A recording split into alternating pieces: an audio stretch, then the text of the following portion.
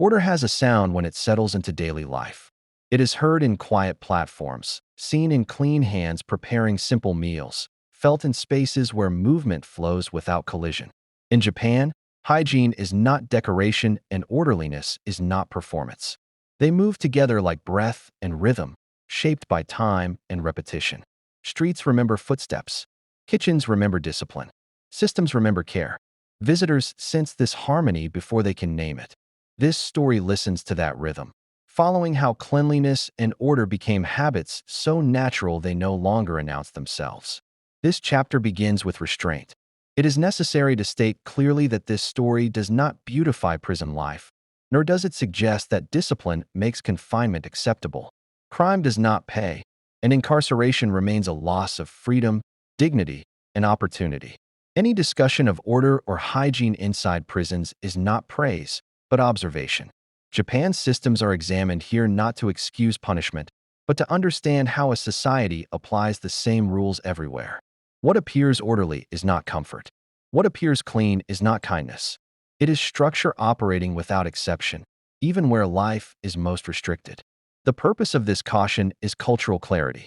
Japan's reputation for orderliness did not emerge from admiration for authority, but from collective responsibility shaped over time.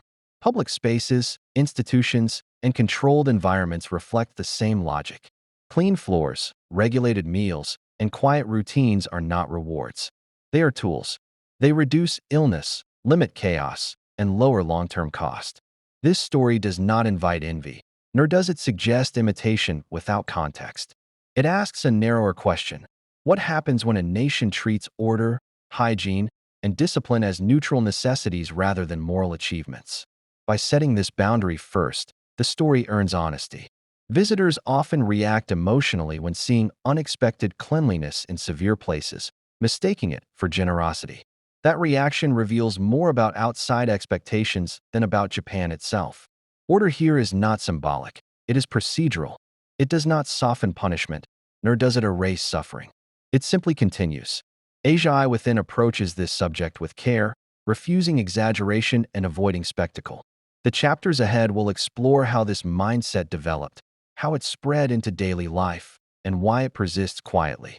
This is not admiration. It is examination, measured and grounded. Long before trains ran on seconds and cities moved by schedules, order in Japan grew from quiet agreements within everyday life.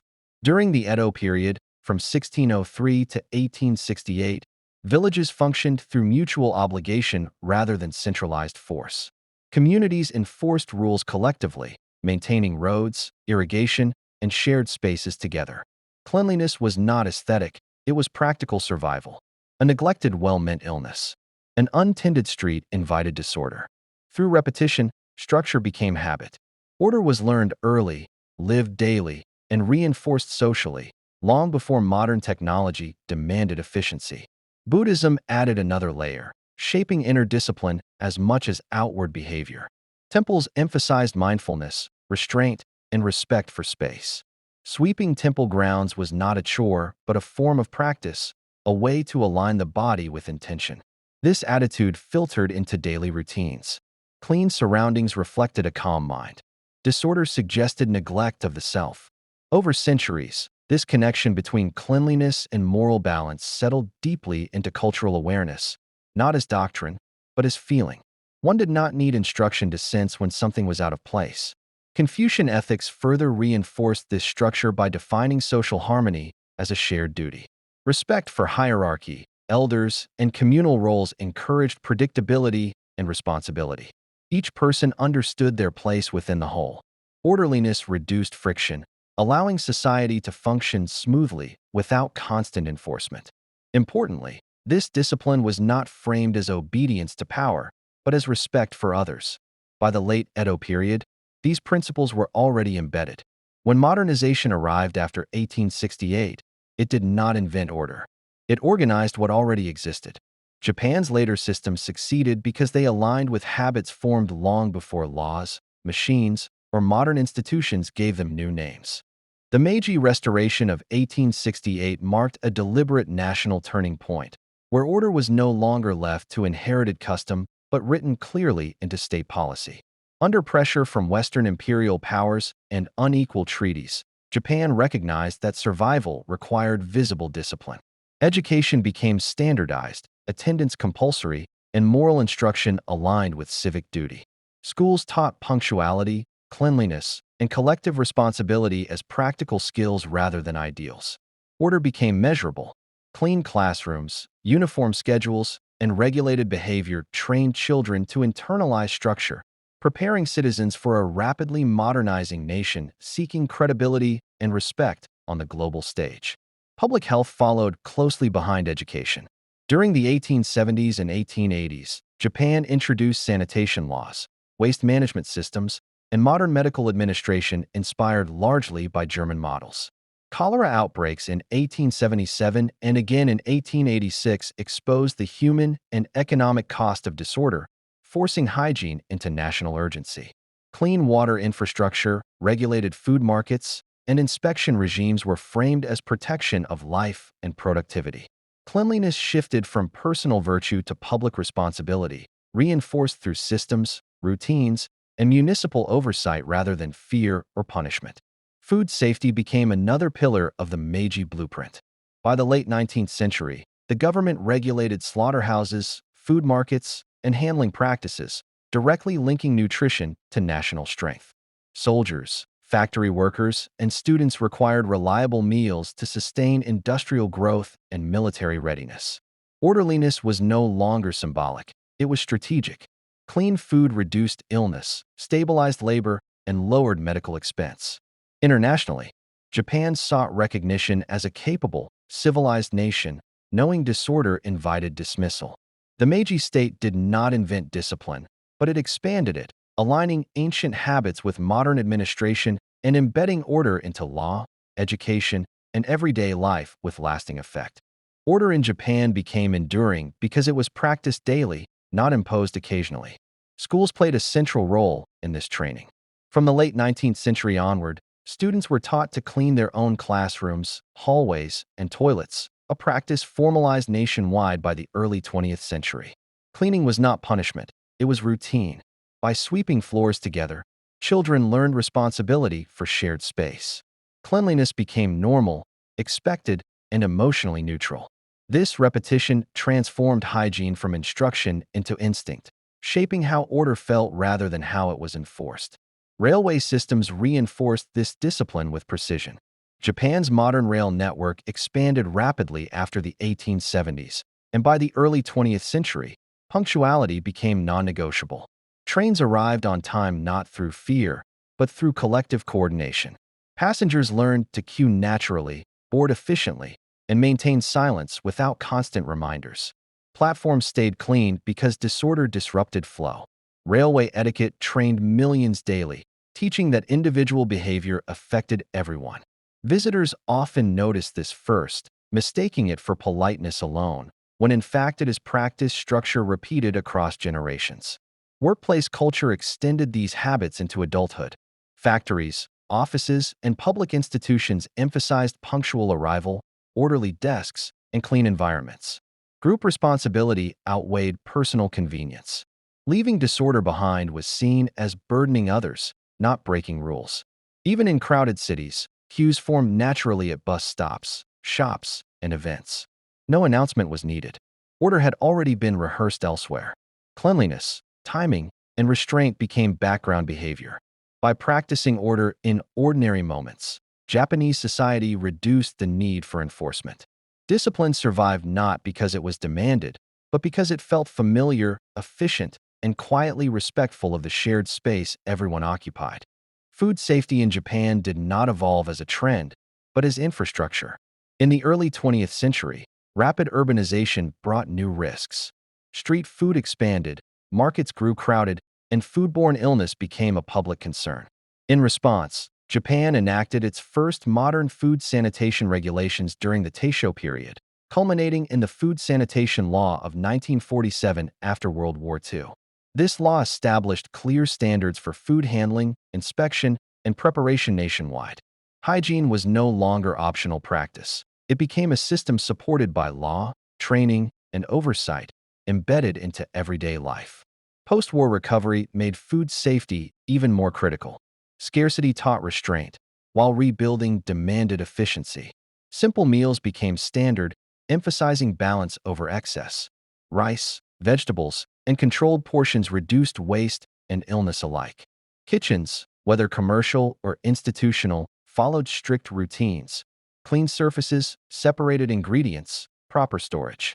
These habits were reinforced through licensing, inspections, and public education. Over time, clean preparation stopped feeling regulatory and began feeling normal. People trusted food not because it looked luxurious, but because it followed predictable, visible order. This system shaped social expectations as much as policy. Consumers came to associate cleanliness with respect, not marketing. Restaurants displayed open kitchens. Convenience stores maintained strict freshness schedules. School lunches followed nutritional planning with visible hygiene practices. Visitors often marvel at how safe food feels everywhere, from street stalls to packaged meals. What they are witnessing is not perfection, but consistency. Food safety works because it is practiced quietly, repeatedly, and without spectacle. By treating hygiene as shared infrastructure rather than individual preference, Japan reduced illness, stabilized public health, and created a culture where clean food is not impressive. It is simply assumed. Public spaces in Japan function as quiet instructors.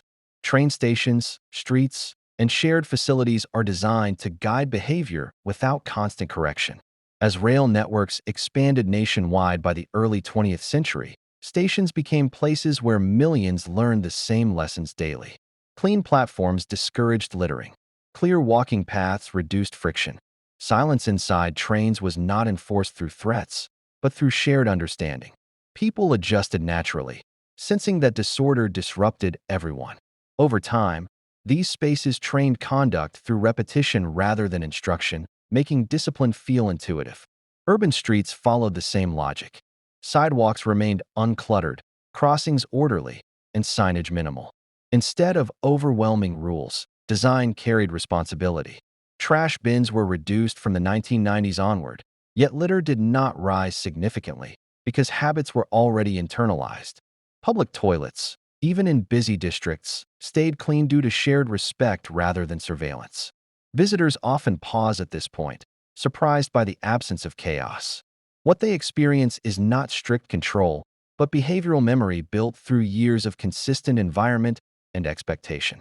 Shared spaces reinforce discipline because they are predictable. Stations operate on time. Streets follow rhythm. Waiting areas form natural cues. There is little need for raised voices or visible authority. Order sustains itself.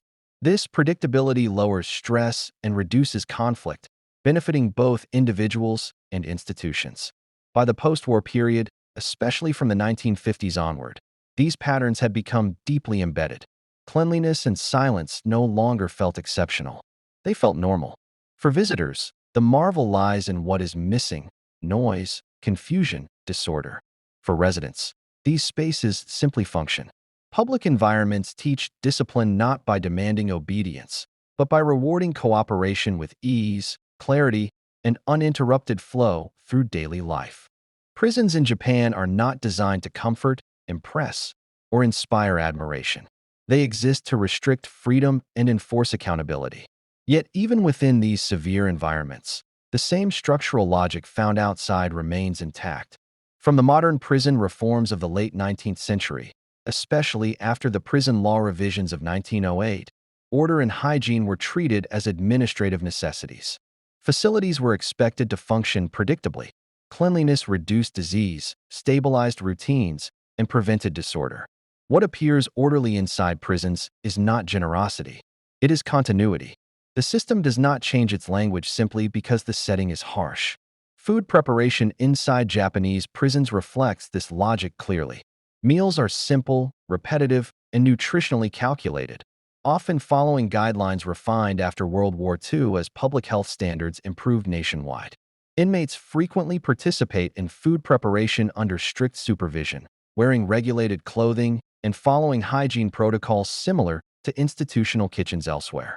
Clean surfaces, measured portions, and scheduled serving times are enforced consistently. The purpose is not satisfaction. It is prevention. Illness spreads quickly in confined spaces, and poor food handling would increase medical cost and disruption. Hygiene here is practical, unemotional, and firmly regulated. This system explains why outside observers react strongly when images or reports surface. Many expect neglect, disorder, or indifference. Instead, they see routine. That surprise reveals a misunderstanding. Japanese prisons do not aim to soften punishment. They aim to maintain control. Clean food supports that goal by keeping inmates physically stable and institutions financially manageable. There is no indulgence in presentation, no choice, no pleasure attached. The food is not symbolic. It is functional. By applying the same hygiene standards inside prisons as outside, Japan reduces risk and maintains predictability. AsiaEyeWithin approaches this subject without admiration or shock. The significance lies not in how the food looks, but in what it represents. A system that prioritizes order everywhere, even where compassion is limited and freedom is absent. Global fascination with Japanese prison food did not begin inside Japan. It emerged online, especially from Western audiences, through short videos and images circulating widely from the late 2010s onward. Viewers reacted not because the meals looked luxurious, but because they looked orderly. Trays were clean, portions were measured, presentation was calm. These images clashed with deeply held assumptions about what prisons are supposed to look like. For many outsiders, prisons symbolize neglect and chaos. When that expectation is unsettled, curiosity follows. The amazement is less about food and more about the disruption of belief. This reaction is rooted in comparison, even when viewers do not consciously acknowledge it. In many countries, institutional food is associated with poor hygiene, minimal care, and visible decay. When Japan applies the same standards inside prisons that it applies elsewhere, the consistency feels unusual. Order appearing in a harsh environment feels paradoxical to those unfamiliar with Japan's systems. What shocks is not quality, but sameness. The food looks like it belongs to a system that never switches modes. Cleanliness does not pause for punishment. Structure does not loosen because empathy is absent. Luxury rarely creates lasting surprise. Consistency does. Viewers are not impressed by abundance, but by restraint executed well. Simple meals, clean trays, and regulated environments suggest control rather than generosity. This unsettles expectations shaped by media portrayals and cultural narratives. The fascination grows because people sense intention without indulgence. Japan does not attempt to make prisons look humane for outsiders. The system is not performing. It is simply operating as designed. AsiaEyeWithin frames this reaction carefully. The amazement tells us more about global assumptions than about Japanese prisons themselves. When order persists even where life is restricted, it exposes how deeply structure has been embedded. That quiet persistence, not visual appeal, is what truly captures attention across borders. Orderliness in Japan endures not because it is admired, but because it functions. Across the 20th century, especially during post-war reconstruction from 1945 onward, efficiency became survival. Illness slowed labor. Disorder increased cost. Chaos drained trust. Clean systems reduced these risks quietly. Hygiene lowered medical expense. Predictable routines minimized conflict. Order became an economic language spoken through daily practice rather than public declaration. What appears calm is often calculated. What feels natural is usually maintained. Japan's discipline did not promise ideal outcomes. It delivered stable ones, repeatedly. Visitors often leave Japan carrying memories of small moments rather than grand sights. A silent train, a clean station floor, a simple meal served without confusion. These experiences feel seamless because they are unremarkable to those who live within the system. Order works best when it does not announce itself. It removes friction rather than creating spectacle. Tourists rarely praise rules, they praise ease. That ease is the reward of repetition across decades. From schools to streets, from kitchens to institutions, discipline survives because it simplifies life. It saves time, preserves health, and prevents escalation. Japan's order is not flawless, and it has never claimed to be. It requires maintenance, compliance, and social pressure. It can feel rigid. It can feel quiet to the point of restraint. Yet it persists because abandoning it would be costly. Disorder demands correction. Illness demands treatment. Chaos demands control. Order demands only continuation. This is why it appears everywhere, even where empathy is limited and freedom constrained. AsiaEyeWithin does not present this as a model to imitate blindly, nor as a standard beyond critique. It presents it as a system that learned, over time, what worked. Japan does not fear disorder philosophically. It simply understands its price. In choosing order daily, the nation sustains a rhythm that outsiders notice precisely because it does not seek attention. This journey through Japan's orderliness, food safety, and hygiene is not a celebration of systems, nor a defense of severity. It is an observation of continuity. From villages before electricity to stations moving millions daily, from school corridors to institutional kitchens, the same principle repeats quietly. Order reduces friction. Cleanliness protects health. Structure lowers cost. What astonishes visitors is not luxury, but reliability. Japan does not reserve discipline for special places. It applies it evenly, even where admiration is neither expected nor sought.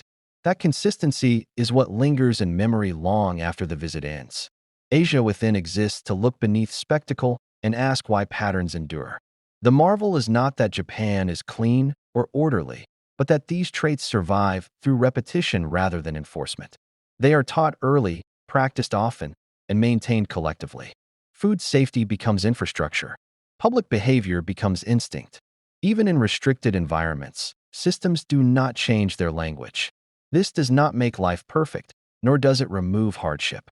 It simply prevents unnecessary breakdown. Order here is not emotional. It is operational. And because it works, it remains. If this story helped you see Japan beyond headlines and viral clips, then AsiaEyeWithin has done its work. We invite you to continue exploring Asia through history, culture, systems, and lived experience. Like this video if it added clarity. Subscribe if you value stories that move past surface impressions. Share it with others who are curious about how societies quietly shape daily life. Your support allows AsiaEyeWithin to keep telling grounded stories with care, depth, and respect.